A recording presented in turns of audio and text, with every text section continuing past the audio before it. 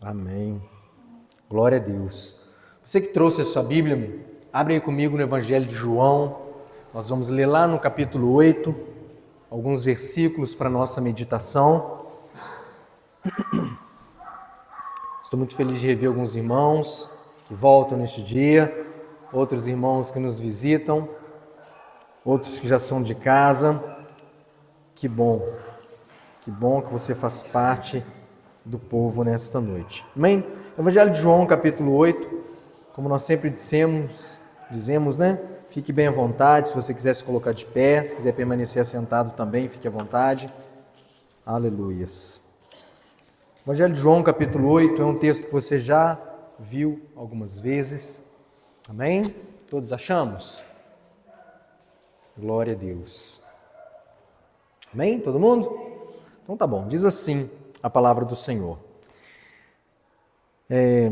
Jesus, porém, foi para o Monte das Oliveiras. Ao amanhecer, ele apareceu novamente no templo, onde todo o povo se reuniu ao seu redor. E ele assentou para ensiná-lo.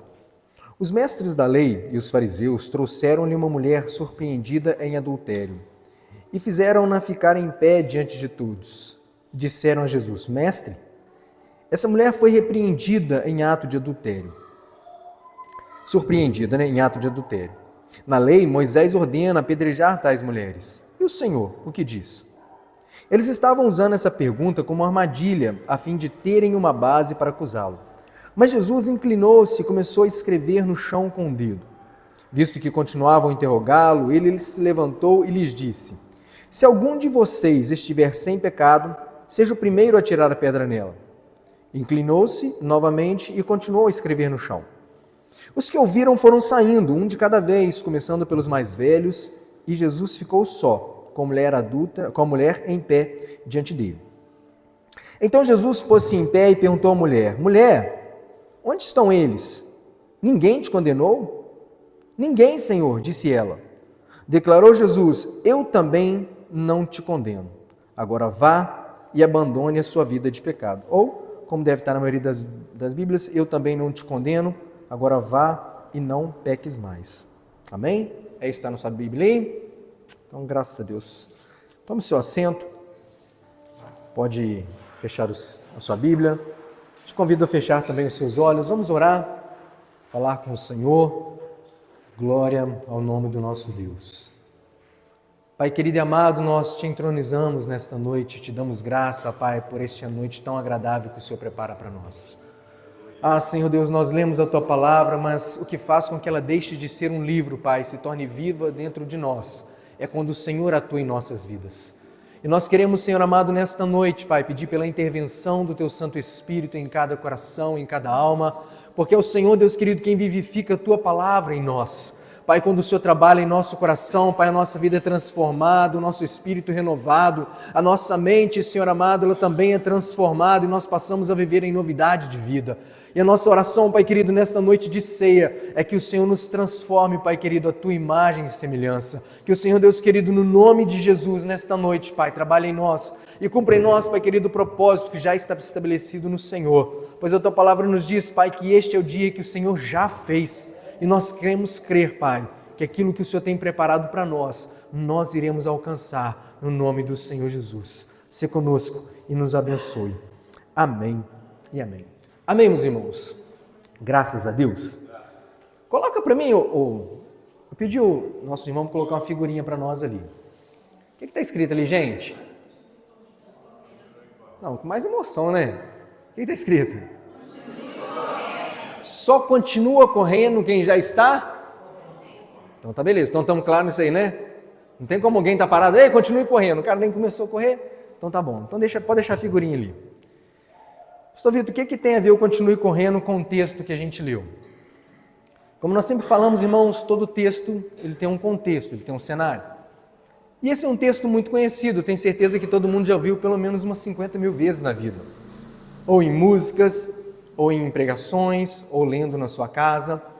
E hoje, mais uma vez, aprove ao Senhor trazer esse texto para a nossa reflexão.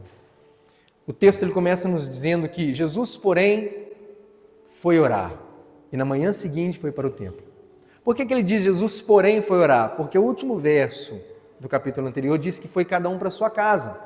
E onde é que eles estavam? Eles estavam no templo, debatendo, procurando meios para poder prender a Jesus. Porque naquele dia, que era o último dia da festa, Jesus chega no meio de todo mundo e fala assim: olha, gente, se alguém tem sede, pode vir a mim, que eu vos darei a água da vida. E já estava um alvoroço danado, eles já estavam doidos para poder prender a Jesus. E quanto mais incisivas eram as declarações de Jesus, mais atenção ele chamava. Porque o ministério de Jesus estava chegando num momento derradeiro, irmãos, e quanto mais nós estamos nos aproximando de momentos derradeiros, mais firmes e convictas precisam ser as nossas posições, amém? Jesus está voltando, sim ou não? Sim. Você acha que hoje está mais perto do que semana passada ou está mais longe? Então tá, então hoje nós estamos uma semana mais perto do que nós estávamos na semana passada. E semana que vem nós vamos estar uma semana mais perto do que nós estamos hoje. E assim sucessivamente. Isso nos mostra que cada semana, cada mês, a cada dia, a nossa posição, a nossa convicção no Senhor precisa ser mais firme, mais contundente. Por quê? Porque vai chegar um momento que até a palavra que é pregada vai ser difícil de se ouvir. Como assim, pastor Vitor? Vai parar as pregações? Não, irmãos, mas a palavra nos diz que nos últimos dias as pessoas não iriam suportar a sã doutrina. As pessoas iriam ouvir aquilo e começar a fazer mal para o ouvido dela, incomodar. E aí elas iriam sair de um lugar para o outro, começar a procurar pessoas que falassem coisas que elas quisessem ouvir. Porque é muito legal, irmãos, quando você está num lugar e a palavra, ela fala coisas que a gente quer ouvir, sim ou não? É muito bom. Agora, quando a gente vai num lugar e as coisas começam a confrontar, a gente começa a doer de alguma forma, fala assim, é melhor sair e ir para um outro lugar. Então, nos últimos dias nós vamos precisar ter os pés mais fundamentados naquilo que nós cremos. E como Jesus estava se aproximando do momento derradeiro do seu ministério, ele estava sendo cada vez mais incisivo, mais contundente. No começo do ministério de Jesus, ele curava e falou assim, olha, não conta para ninguém não. Eu sou Messias, mas ainda não está na hora não. Mas agora chega no momento final, falou assim, eu sou Messias mesmo, eu sou a água da vida, quem beber da minha água nunca mais vai ter sede, eu sou o pão vivo que desceu do céu, seus pais comeram maná no deserto e morreram, mas aquele que comer de mim, esse vai viver para sempre. Então ele começa a caminhar para este lugar. Então ele no último dia da festa do templo, ele estava nesse nível, falando para todo mundo em bom tom e de forma aberta. E novamente os guardas estão procurando motivos para poder prendê-lo. E se você ver o finalzinho do capítulo 7, os guardas retornam para as autoridades e falam assim, não deu para poder prender. Por quê? Eu falei, porque ele fala com uma autoridade que a gente nunca viu antes. E aí as autoridades do templo falam assim, ele converteu vocês também? Não é possível. E aí termina o capítulo dizendo que então foi cada um para sua casa. Na manhã seguinte, Jesus volta para o templo, para continuar aquilo que ele estava fazendo no dia anterior, que é ensinar as pessoas que se achegavam a ele. Só que nesse contexto é trazida uma mulher que foi apanhada em flagrante adultério. E é interessante nós observarmos o texto, que embora a lei de Moisés dissesse que aquele tipo de mulher teria que ser apedrejada por ter sido encontrada nessa condição, o objetivo daqueles homens ou daquelas pessoas que traziam a mulher não era de fato se ela ia ser ou não ser apedrejada. O texto nos mostra que eles estavam buscando meios para poder incriminar a Jesus. E aí eu fico pensando assim, é como se Jesus... Irmãos, alguém já ouviu uma expressão assim? Não, porque tal coisa você tem que botar Deus na parede para ele dar essa resposta. Já ouviu essa expressão? Irmãos, que parede é essa que você encosta a Deus que ele não vaza do outro lado? Que você consegue botar as costas dele na parede e apertar ele? Não tem lugar onde você possa apertar Jesus que ele fique encurralado, irmãos. Seja numa parede, como a gente ouve, ou numa pergunta como essa. Eles pensaram assim, falaram assim, vamos pentar ele, o que a gente tem que fazer com essa mulher? Porque se ele falar que a saída é para cá, gente, te pegamos. Mas se ele falar que a saída é para cá, te pegamos também. E aí, Jesus, essa mulher foi apanhada em flagrante adultério. Na lei, Moisés diz que tais pessoas precisam ser apedrejadas. Já amarrou Jesus. Mas e você diz o quê? Para pensar, irmãos, Jesus falou assim, não, eu acho que a gente não tem que apedrejar não. Sabia, está blasfemando, está indo contra a lei, por isso que você tem que morrer, tem que prender, vamos prender a gente, acabou de quebrar a lei. Mas se ele fala assim, não, nós temos que cumprir a lei, apedrejar. Aí, tá vendo? Sabia que ele ia pisar na bola, fica aí pregando a bola para todo mundo, sabia que ele ia, vai dar uma pedra, não.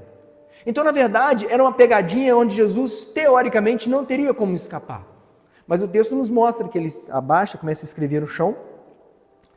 Tem pessoas que vão dizer que ele escrevia alguma coisa de forma intencional. mas a Bíblia não diz com clareza, e o que a Bíblia não diz com clareza, não podemos afirmar com certeza. Não sei o que ele escreveu.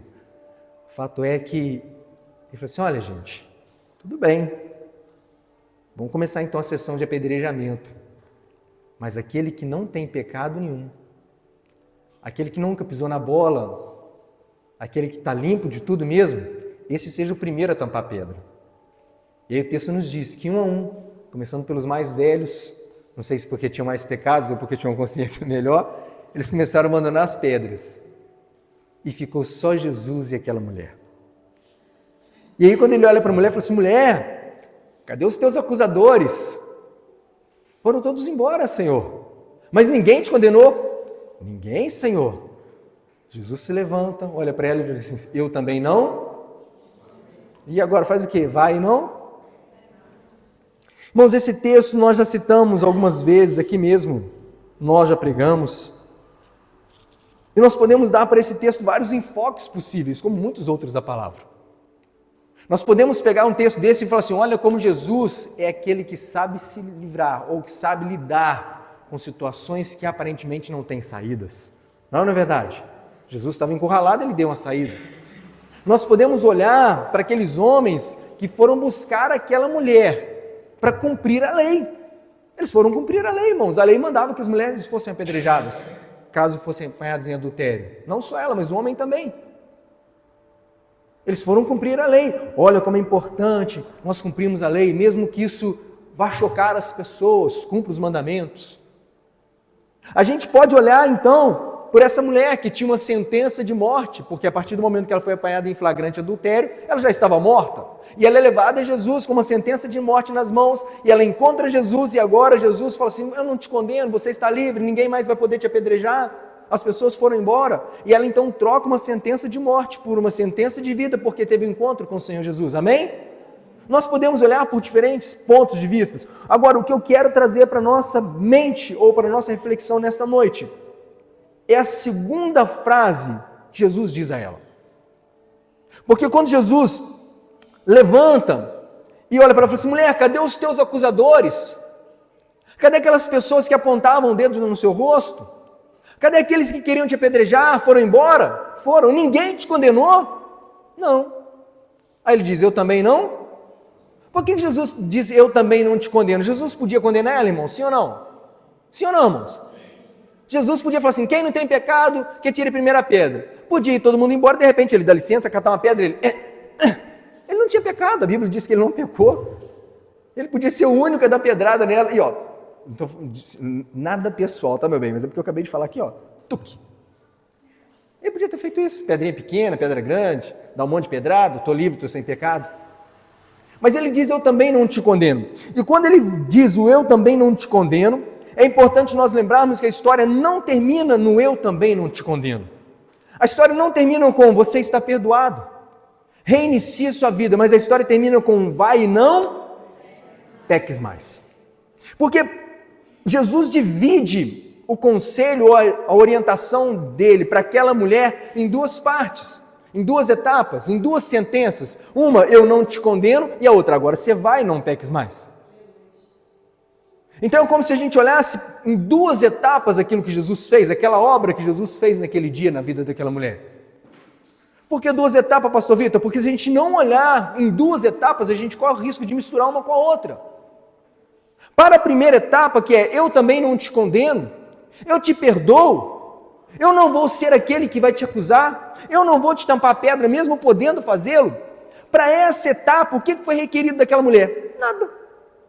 Ela podia vir do jeito que ela veio, adúltera, talvez com uma roupa bonita, com a roupa feia, cheia de carrapicho, feia, bonita, em pecado, suja, podia vir de qualquer jeito ela podia chegar. Porque para nós virmos até o Senhor, nós podemos vir de qualquer maneira. Irmãos, Jesus não faz acepção de pessoas. O Evangelho de Mateus vai nos contar que quando Jesus está descendo do Sermão da Montanha, salvo engano, capítulo 8, ele encontra um homem leproso. E aquele homem leproso, quando vai ao encontro de Jesus, todo mundo fala assim, não bota a mão nele não, meu Deus, bota a mão nele não. Ele fala, Senhor, se quiseres, pode me limpar.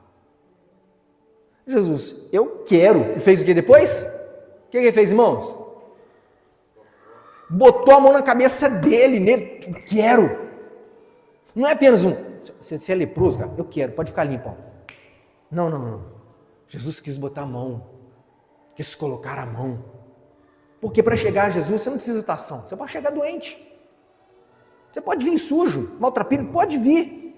Essa é a primeira etapa. Mas para a segunda etapa, no segundo momento, quando existe o vai e não peques mais, agora já exige algo. Como Jesus pode falar assim, olha, agora você continue correndo. Ele pode falar continue correndo para quem ainda está parado, irmãos? Sim ou não? Não, ele só pode falar continue correndo para quem primeiro começou a...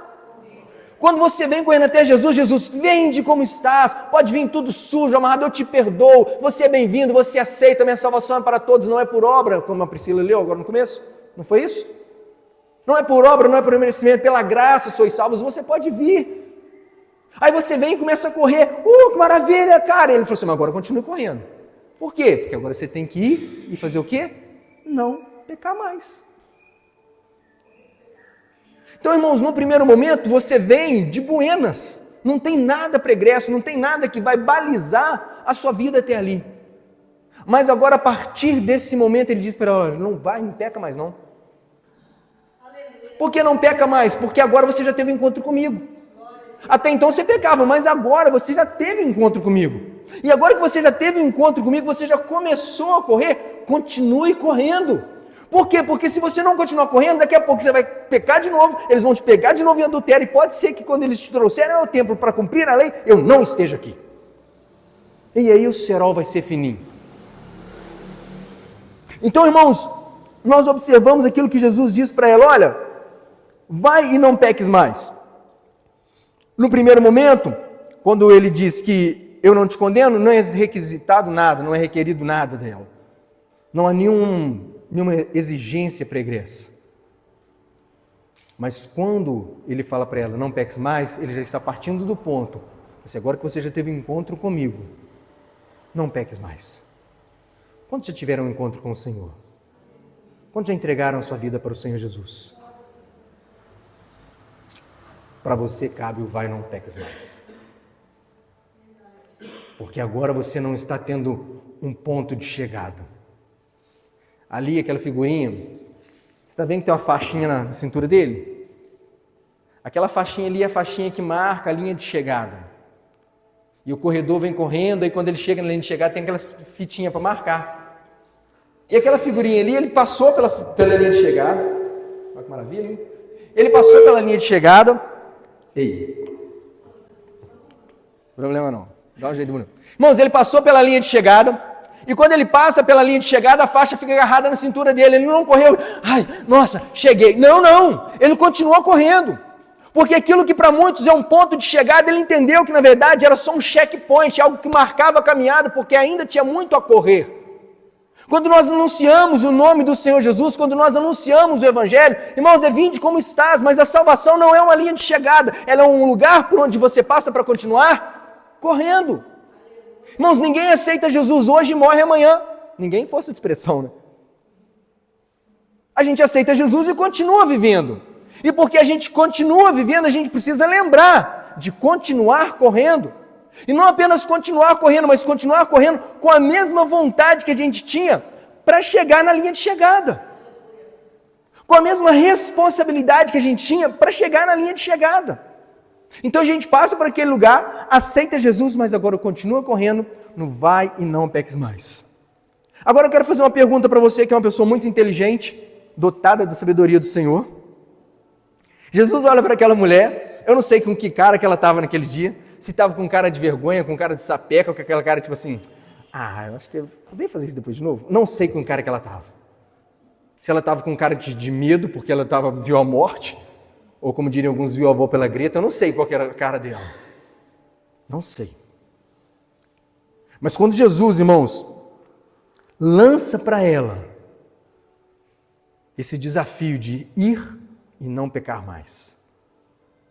Bom, você acha que na mente dela ela falou assim, nunca mais eu peco, agora tudo será diferente. Uau, eu tive um encontro com ele, pastor Jair. Ele disse para mim nunca mais pecar, eu nunca mais vou pecar, eu nunca mais vou pecar. Será que passou isso no coração dela? Porém, mais importante que isso, porque mesmo que tenha passado no coração dela, a Bíblia diz que o nosso coração é... Nós falamos disso há poucos dias. Mas você acha que quando Jesus diz para ela assim, vai e não peques mais, você acha que Jesus falou assim, deu para ela uma missão incumprível? Sim ou não, irmãos? Sim ou não, irmãos? Se Jesus virar para qualquer um de nós e falar assim, olha, não peques mais, se Jesus só vai matar agora? Sim ou não, irmãos? Irmãos, eu estou falando de uma maneira engraçada, mas para nós entendermos, embora esteja sendo engraçado, não é engraçado. Como diria Paulo, ó miserável homem que sou, quem me livrará do corpo dessa morte? Então, irmãos, quando Jesus diz para ela assim, olha, vai e não peques mais. Imagina Jesus pensando assim, eu sei que ela vai voltar a pecar. Vai ou não vai, irmãos? Jesus sabia que ela ia voltar a pecar. Mas se Jesus sabia que ela ia voltar a pecar, por que falou isso para ela, irmãos? Só para criar nela frustrei de novo, não consegui, estou quebrando a lei de novo. Será que foi isso? Será que foi esse o objetivo de Jesus? Para se limpar mais? Será que quando Jesus diz para ela assim, olha, sede perfeitos porque perfeito é o vosso Pai que está no céu, Ele sabe que você não vai ser perfeito, irmão. Sede santos como santo é o vosso Deus, Ele sabe que a gente não vai ser santo como santo é o Senhor. Mas então por que Ele nos chama para a santidade? Por que Ele nos chama para a perfeição? Por que Ele nos diz, vai e não peques mais? Jesus nos está chamando aqui para uma caminhada de santidade. O que é uma caminhada de santidade, pastor Vitor? É ser santo? Não, é uma caminhada de santidade. Caminhada de santidade, irmãos, é você saber que tem um trilho no qual você deve percorrer, que vai nortear a sua vida. E por mais que em alguns momentos as circunstâncias da vida possam te fazer baquear, pisar um pouquinho, você sabe que tem um lugar onde você deve caminhar. Jesus está dizendo para ela, falou assim, olha, o que eu estou te dizendo a partir de hoje é que todas as vezes que você estiver num lugar que o teu coração desejar pecar, você sabe que você está me entristecendo. Você sabe que a partir de hoje, todas as vezes que você fizer algo que está indo contra o seu irmão, contra a lei que está escrita, que você está pecando, você sabe que existe um convite de alguém para você caminhar em santidade e não pecar mais. O problema, irmãos, é que se a gente esquecer do vai e não peques mais, nós vamos entrar em lugares onde muitos cristãos continuam pecando e acham que é legal. O coração não dói mais. Aí você tem que lembrar para ele, ei cara, continua correndo. Não bota a faixa de, alcancei a salvação. Mas não, continua correndo. Continua correndo. A faixa da salvação fica agarrada na sua cintura porque você já passou por ela, você já encontrou com Jesus, mas continua correndo porque Ele ainda diz para nós, vamos, caminhemos e não pequemos mais. Ele sabe, irmãos, que o pecar faz parte da nossa natureza humana, mas o pecado na vida de um cristão é um acidente. Quando a gente está correndo ali, não sei quem já participou de corrida de rua, mas às vezes você está correndo e você tropeça, você escorrega, você machuca, cai. O que você faz? Fica o resto da vida, ai meu Deus, eu caí. Não, levanta, tira para ele e continua correndo. E quando você cai em público, você se orgulha ou você se envergonha? Se envergonha. Isso que o pecado tem que fazer na nossa vida. Nos envergonhar. Nossa, vacilei. Quando eu entrei na empresa onde eu trabalho hoje, a gente tem uma escola de formação, né? E quando a gente está na escola de formação, lá tem um negócio de livro de anotações. Vou anotar uma positiva para você, vou anotar uma negativa para você. É tipo assim, se você mandou bem alguma coisa, nós anota com a canetinha azul lá. Fulano mandou bem. Se você deu uma má nota, fulano mandou mal com a canetinha vermelha. E eu lembro que teve uma certa altura do campeonato, que o meu monitor de curso, ele levou o livro das anotações da minha turma para nós lermos. Só, olha, eu vou deixar vocês lerem as anotações do segundo pelotão. Vai passando de carteira em carteira e cada um lê a sua. Irmãos, eu não tinha muita anotação azul, mas também não tinha muita anotação vermelha, então está no meio do caminho ali, né? Mas eu me lembro de uma anotação em preto que me chamou muita atenção. Assim, o militar mostra-se preocupado em não errar. Porque quando mandar fazer alguma coisa, minha cara, sabe, eu não podia falar nada, mas meu rosto mostrava que aquilo me incomodava. E quando ele colocou assim, ele mostra preocupado quando ele erra. Ele se incomoda quando está errado. Irmãos, que exista um livro nos céus dizendo a mesma coisa a nosso respeito. Ele se entristece quando peca. Ele fica chateado quando as coisas fogem do controle. Ele se entristece quando as coisas na casa de Deus são feitas de qualquer forma. Será que o Senhor pensa isso a nosso respeito, irmãos? Esses dias morreu um cidadão, ou foi morrido, nos Estados Unidos. Os irmãos acompanharam? Charlie Kirk. Pessoas comemoraram a morte dele, porque ele pensava diferente. E o pior, pessoas de dentro. Não comemoraram para não ficar tão feio, mas... né? Sabe qual foi o erro dele? Pensar de forma diferente. As pessoas, guardadas as devidas proporções, obviamente, fizeram com ele como fizeram com Estevão. Diz a palavra que eles não podiam resistir a Estevão. Então vou matar ele. Se você vê os vídeos da internet, aquele rapaz ia para a universidade e falou, gente, vamos conversar aqui. Eu não gosto de roxo. Tudo bem, pega o microfone. Por que você não gosta de roxo? Não, tudo bem, fala porque você não gosta de roxo. Você é um isso, um naquilo. Mas me fala por que você não gosta. Não, eu não gosto. Aí foi mais fácil eliminar a voz dele do que de fato continuar debatendo. E aí, irmãos, o que choca a gente são pessoas comemorando. Menos um. E pessoas do nosso meio, que talvez não comemorem para não ficar tão ruim, mas que mostram assim, pois é, né? Mostra uma indiferença. Isso não dói mais na gente. E aí, irmãos, a gente tem que pensar se a gente está de fato correndo como a gente devia correr. Porque a gente já passou pelo primeiro lugar. Agora, se Jesus dá vida para aquela mulher, vira para nós, fala assim, olha, vai, não peques mais. Sabendo que isso é uma ordem incumprível, o que ele queria dizer com isso? Ele falou assim, olha, eu estou te dando um balizador, te mostrando uma caminhada que deve nortear a sua vida. Por que um balizador? Porque se você não tiver essa ordem, esse balizador, você não vai saber quando você errou, quando você não errou. Você fala assim, olha, caminhe a pé para a Bahia, por exemplo. Aqui tem uma rodovia Rio-Bahia, não tem? Você sabe mais ou menos, está ali. Se você caminhar para outra direção, você está indo no caminho errado, ainda que você vai demorar uma eternidade para chegar lá. Mas você tem um caminho a percorrer. Agora, se você não tiver a menor noção que ali passa uma rodovia que vai para a Bahia, você pode correr o risco de estar caminhando numa estrada achando que é a certa e sendo a errada. Então, quando Jesus diz para ela, assim, olha, caminhe, vai, não peques mais, o que ele está dizendo assim? Olha, essa ordem é um balizador, eu estou te mostrando uma direção. Por quê? A palavra diz que sem lei não há pecado. Na nossa legislação fala que não existe um crime se não tiver uma lei anterior que diga que existe aquele crime. Né? Os irmãos que é formado em direito aí, não é isso? Não existe lei anterior sem crime, sem lei anterior, eu não sei qual é a expressão certa, mas é isso que quer dizer. Não vou lembrar da expressão correta, mas se não tiver uma lei falando que mexer nesse copo aqui é crime, não pode ter aquele crime. Então a palavra diz que o pecado é a transgressão da lei. Qual lei, irmãos? Agora deixa eu dizer uma coisa para você. Anotei no meu papelinho aqui, ó. Pecado extra-lei. O que é extra-lei? Pecado fora da... Você concorda que tem um monte de prática que a gente adota hoje, que a Bíblia não condena? Sim ou não? Sim ou não, irmãos? Tem um monte de coisa que a gente faz hoje que a Bíblia não autoriza. Sim ou não? Sim ou não, irmãos? O que eu quero dizer com isso, pastor Vitor? Vou dar um exemplo bem simples aqui. O cristão que gosta de beber bebida alcoólica, ele vai falar que a Bíblia não proíbe ele de beber bebida alcoólica. E não proíbe mesmo, não tem nada escrito aqui, irmãos.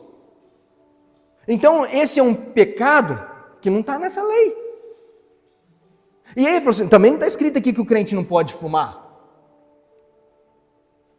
Então, tem um monte de coisa que se a pessoa pegar na ponta dela e falar assim, aqui, ó, não está escrito aqui não, ó, aqui, ó, estou tranquilo. Porque fala que não tem pecado se não tiver lei, e não está escrito na lei.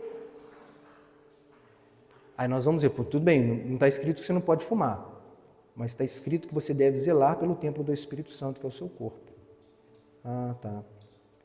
Mas aqui também não fala o comprimento da saia que eu devo usar, não fala mesmo, mas fala que você deve se vestir com modéstia. E não ser pedra de tropeço para ninguém. Então, irmãos, pode não estar escrito daquelas letrinhas, mas a gente vai olhar e sabe quando aquilo está magoando o nosso Senhor. Tem coisas que ninguém precisa te mostrar que está escrito, porque o Espírito Santo escreve no teu coração. E para nós, quando o Espírito Santo avisa, falei, cara, faz isso não. Vale o conselho para a gente continuar correndo. Esse, irmãos, é um balizador para a nossa vida. Por quê? Porque nós precisamos voltar, irmãos, a olhar para essa realidade na nossa vida.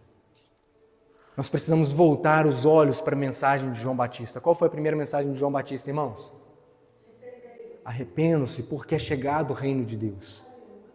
Nós precisamos lembrar daquelas mensagens. Pastor Vitor, por que eu preciso lembrar daquela mensagem? Pô, se a gente acabou de falar que não tem homem que não peque, pelo menos 7 vezes ao dia, que a gente vai pecar mais cedo ou mais tarde, então vale o conselho para nós. Por quê? Porque se isso acontecer e a gente não lembrar desse lembrete do Senhor, de olha, volte os olhos, para isso que eu estou falando, não é só para a mulher adúltera lá atrás, não, mas para a vida de cada um de nós. Corra até chegar no ponto, mas continue correndo depois de passar dele. Então, irmãos, eu perguntei aqui quando já aceitaram Jesus, a maioria levantou as mãos.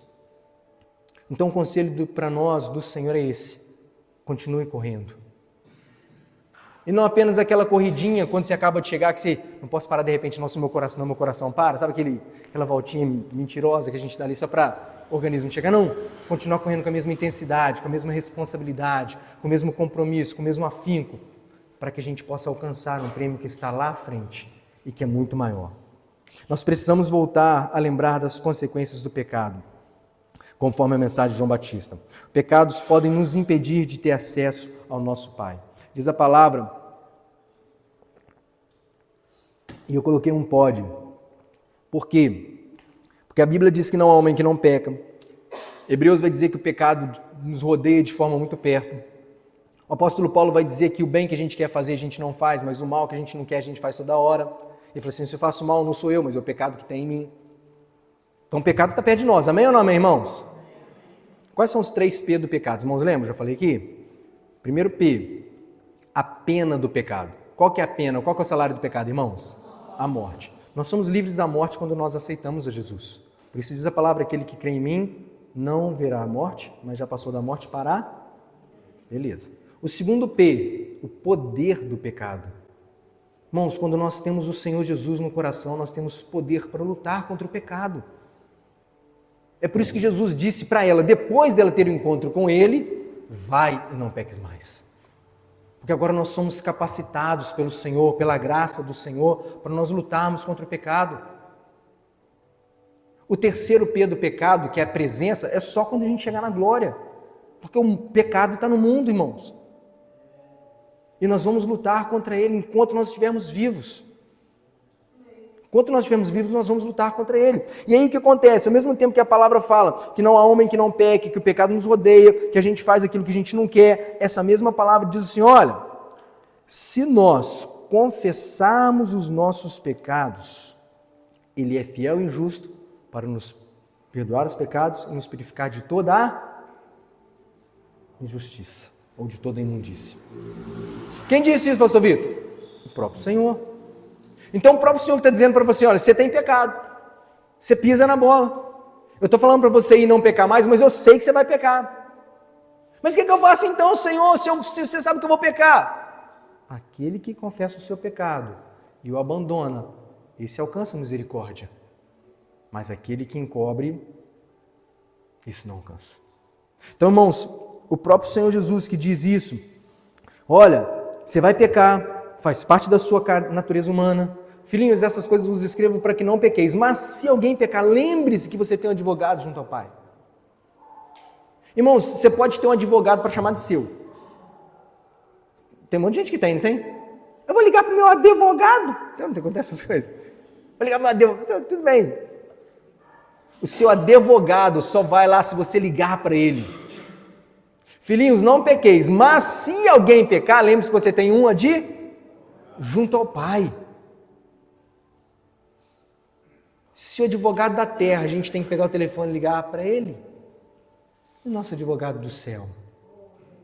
Você não tem que fazer uma ligação para ele, não? De preferência com ele, o joelho no chão, com a cabeça no pó, em atitude de arrependimento. Falou, Senhor, puxa, eu sei, filho, não precisa nem contar não, que eu já vi tudo. Pois é, Senhor, foi terrível. Foi mesmo. Se confessarmos os nossos pecados, irmãos, Ele é fiel e justo para nos perdoar. Diz Ele ao profeta Isaías, ainda que seus pecados sejam vermelhos como a escarlata, eles se tornarão alvos como a neve. Palavras do Senhor, irmãos, para nós.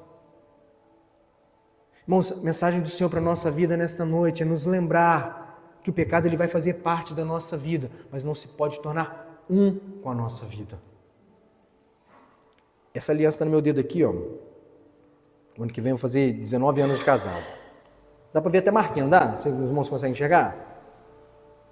Ó, tá até meio esbranquiçado aqui o lugar onde fica a aliança. Irmãos, ela fica aqui o tempo todo. Tem hora que eu nem lembro que ela está aqui. Porque já tem uma cavinha no dedo, né? Já acostumei.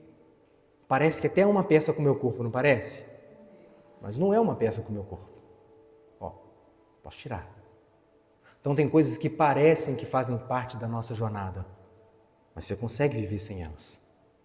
O pecado pode parecer que é uma parte da sua jornada, pode parecer que é uma parte inevitável, mas você consegue ganhar grandes lutas contra ele.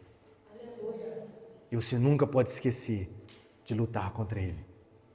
Por quê? Porque no dia que você se entregar, você vai diminuir a sua passada. E quem diminui a passada passa pelo checkpoint, mas não chega no alvo final. Então, irmãos, quando a gente fala de alvo final, lembra que eu acabei de falar? Falei assim, olha, a gente aceita Jesus, mas a gente não morreu em seguida. Então a gente aceitou Jesus, mas ainda não entrou na glória com o Senhor Jesus. Amém? Nem? Alguém já foi para a glória aqui, só para não saber? Não, né? Pois bem, nós não fomos ainda. Então nós estamos correndo para chegar nesse lugar.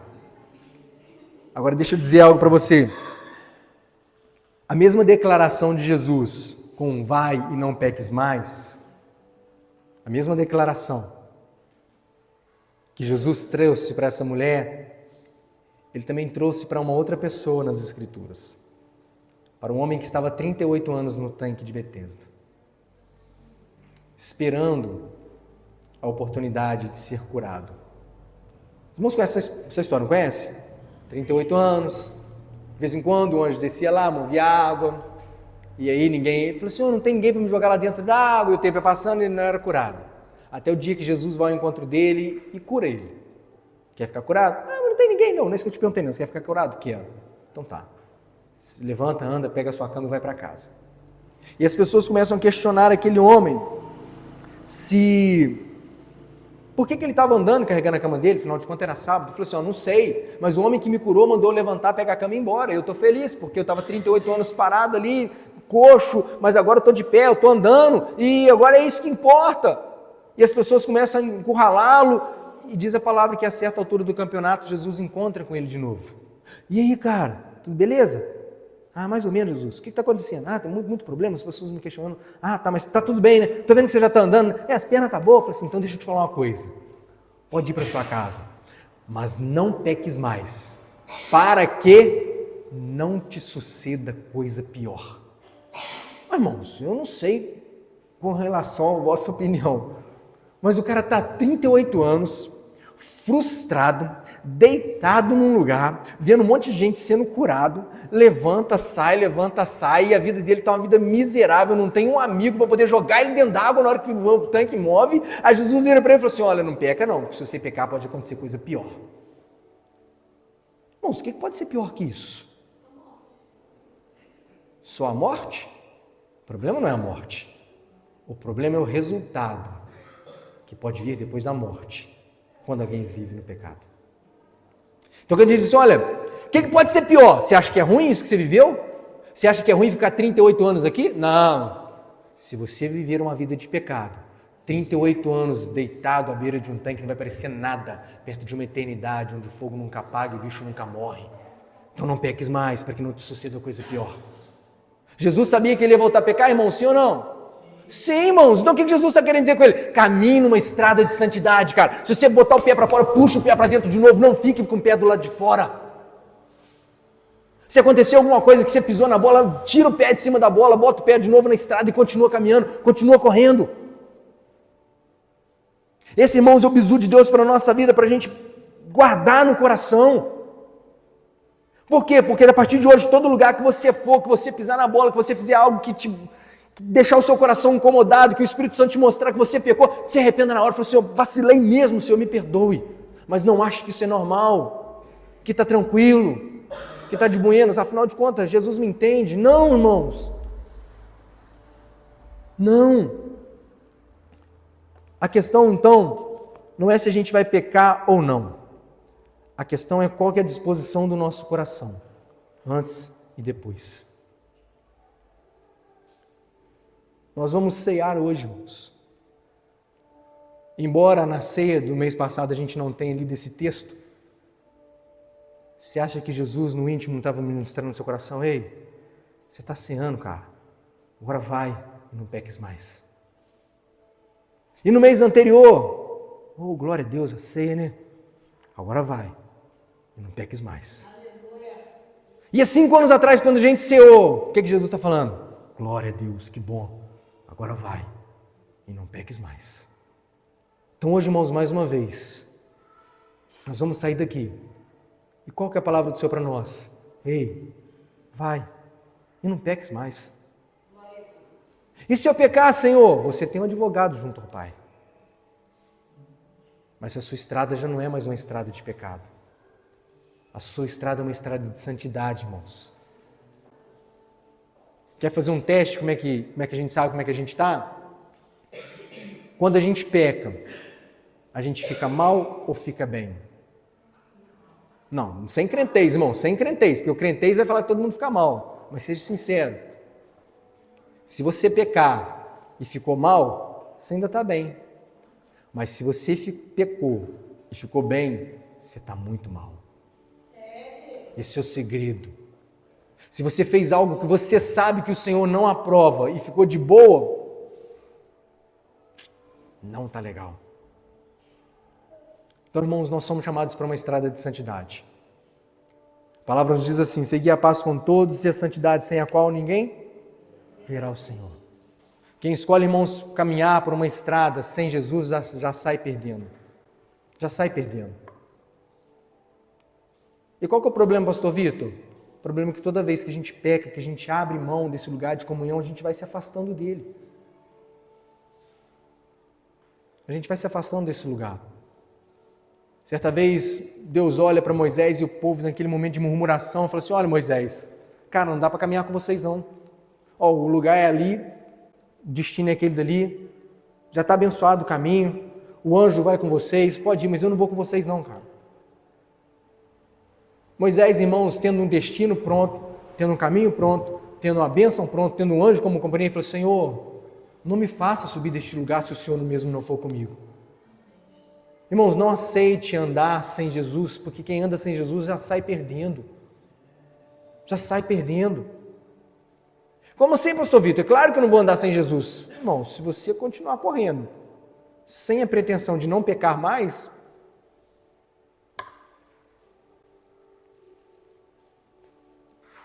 você já está escolhendo andar sem Ele. Então, irmãos, coloque no seu coração aquilo que o Senhor está trazendo para nós hoje. O próprio Senhor diz assim, olha, eis que estou convosco todos os dias até a consumação do século. Amém? Sim ou não? Mas Ele também disse que está à porta e bate. Se alguém ouvir e deixar Ele entrar, aí sim Ele vai entrar e vai cear com Ele. Então está todos os dias, irmãos. Jesus está aqui, sim ou não? Amém, irmãos, Ele está aqui. Jesus está na sua casa, sim ou não? Está, irmãos, está sim. Quando eu estou sozinho na minha casa, Ele está lá? Tá, irmãos. Quando eu estou no pecado, Ele está lá? Tá. Tá. Está vendo tudo, irmãos. Mas está aprovando? Não. Nós podemos escolher, irmãos, ter Jesus dentro do nosso carro. A questão é que nós podemos escolher deixá-lo no banco do carona ou no banco do motorista. Nós podemos escolher deixar Jesus participar da reunião da nossa vida. A questão é se devemos deixar Ele participar como ouvinte ou vamos deixar ele sentar na cadeira do presidente, daquele que toma decisões? Porque Jesus vai estar presente. Ele disse que estaria conosco todos os dias. Agora, quando ele disse, olha, se você abrir a porta e me deixar entrar, aí eu vou entrar num lugar de intimidade, onde a gente vai cear, onde a gente vai trocar experiências. Então, ao invés de eu estar só sentado na mesa, eu vou sentar num lugar onde eu posso influenciar a sua vida, onde eu posso dirigir os seus passos. Ao invés de eu estar no carro com você só no banco do carona, eu vou sentar onde senta o motorista. Eu vou passar por um caminho melhor, por uma estrada menos sinuosa, onde você fica menos enjoado, a estrada vai ser melhor. Então, irmãos, o Senhor está nos chamando para um caminho de santidade. Existe uma porção do Senhor para aqueles que querem caminhar em santidade. Diz a palavra do Senhor, segui a paz com todos e a santidade, sem a qual ninguém verá o Senhor. A ordem do peques mais, ou do vai não peques mais, deve ser vivida a partir do eu não te condeno, e não até ele. O que quer dizer isso, pastor Vitor? O Senhor, irmãos, ele só traz algumas missões, algumas palavras para aqueles que já chegaram nesse lugar. Se você já aceitou Jesus, caminhar nesse lugar é para você, de lutar todos os dias contra o pecado, de buscar agradar o Senhor que te chamou para a corrida. Esse lugar é para nós. Você que trouxe a sua Bíblia, abre ela aí comigo, carta de Paulo aos Coríntios, capítulo 9, verso 24. Amém? Diz assim: vocês não sabem que todos correm no estádio, mas apenas um ganha o prêmio? Corram de tal maneira que alcancem o prêmio. Amém? Agora pula um pouquinho comigo, vamos lá em Hebreus capítulo 12. Diz assim: portanto também nós, uma vez que estamos rodeados por tão grande nuvem de testemunhas, livremo-nos de tudo que nos atrapalha e do pecado que nos envolve, e corramos com perseverança a corrida que nos é proposta, tendo os olhos fixos em Jesus, autor e consumador da nossa fé.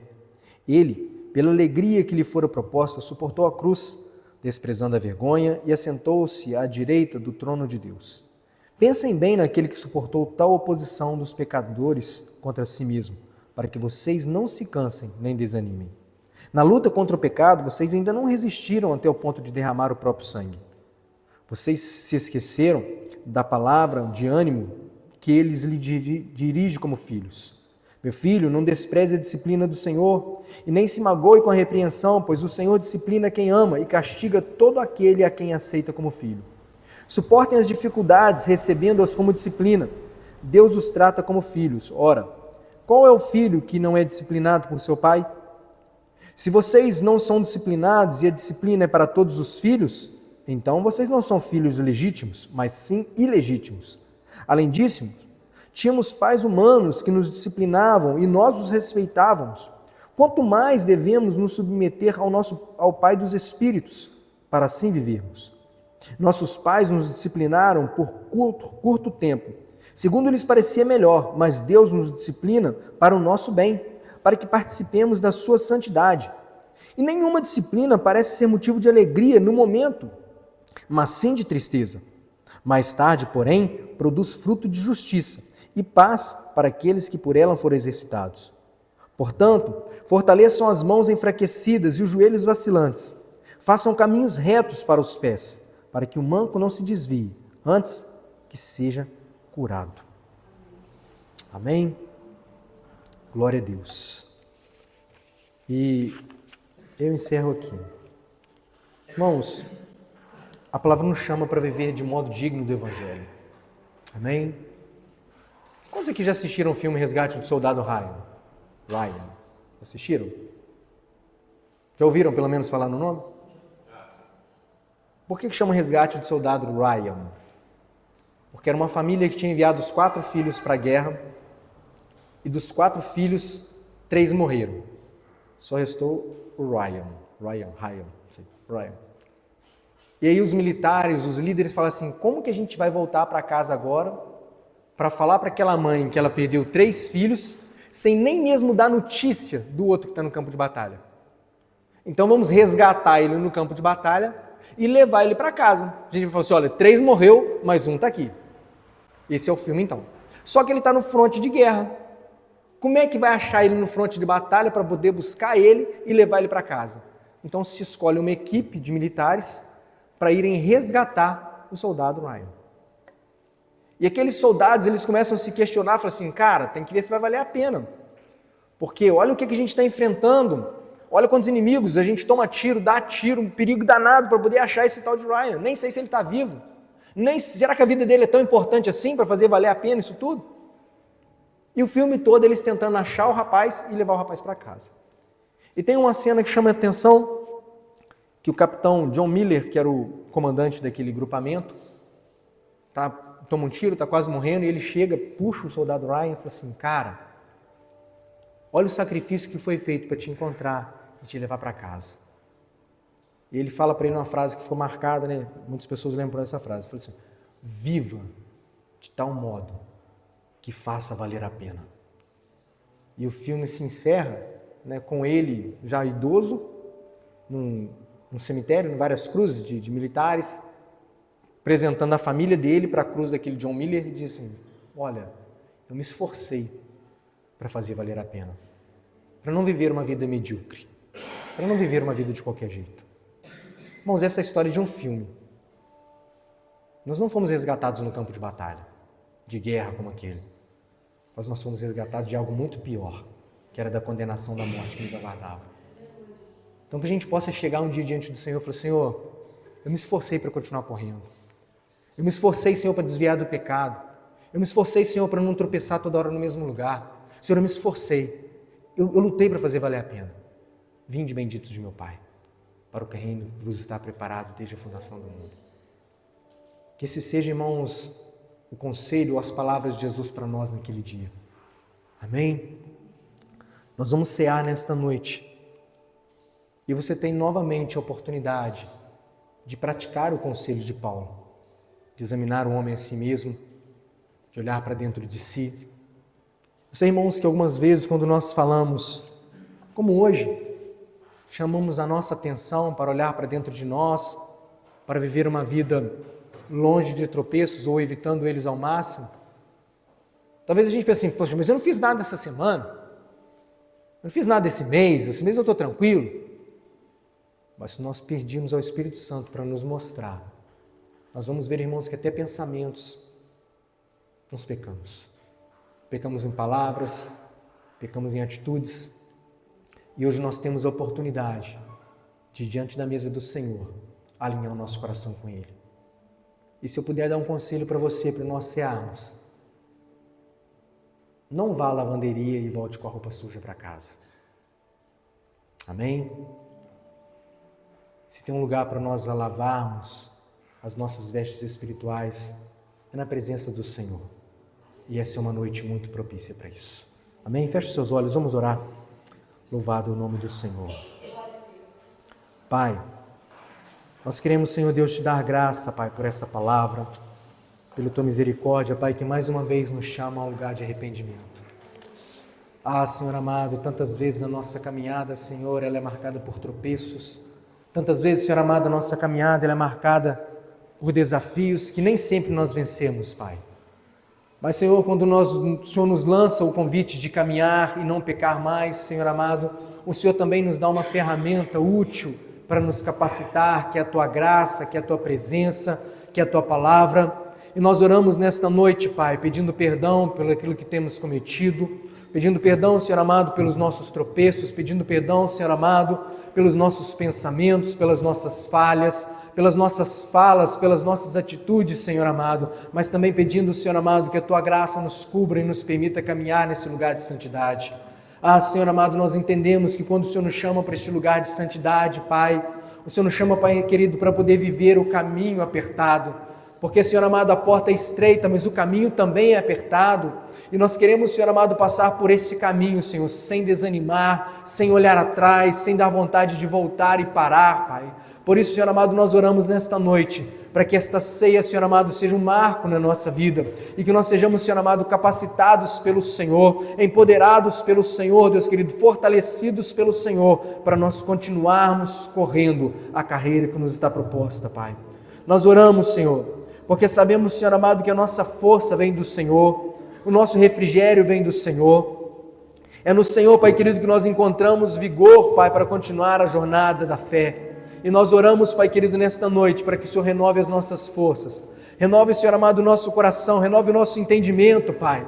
Deus querido e amado, se alguém nesta noite, Pai, em nosso meio, ainda está com a mente cauterizada, de entender, Senhor amado, que não há nada para se arrepender, de não há nada, Senhor amado, para corrigir, de não há nada para melhorar. Ah, Senhor amado, tem de misericórdia de nós, Pai, porque somos falhos, somos pecadores, somos chamados, Senhor amado, para um caminho de perfeição, mas ainda não chegamos nele.